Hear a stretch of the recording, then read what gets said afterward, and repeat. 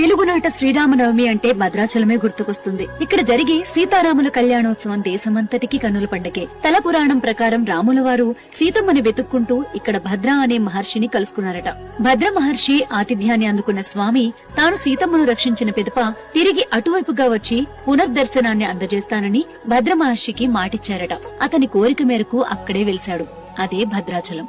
పరమ పవిత్రమైన గౌతమీ నదీ తీరాన శ్రీరామచంద్రుడు సీతాలక్ష్మణ సమేతుడై స్వయంభుగా కొలువైన ప్రాంతం పావన భద్రాద్రి క్షేత్రం.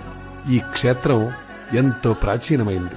ఈ ప్రాంతంలోనే త్రేతాయుగం అందలి శ్రీరామచంద్రుడు సీతాలక్ష్మణ సమేతుడై వనవాసం చేశాడని ప్రతీతి.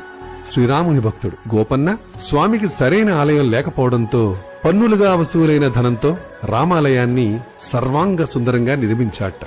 దీనితో కోపోద్రిక్తుడైన తానీషా గోపన్నను చెరసాలలో బంధించి చిత్రహింసలకు గురి చేస్తాడు. తానీషాకు శ్రీరామచంద్రుడు కరుణించి కలలో కనిపించి తన కాలం నాటి రామమాడలను చెల్లించాట.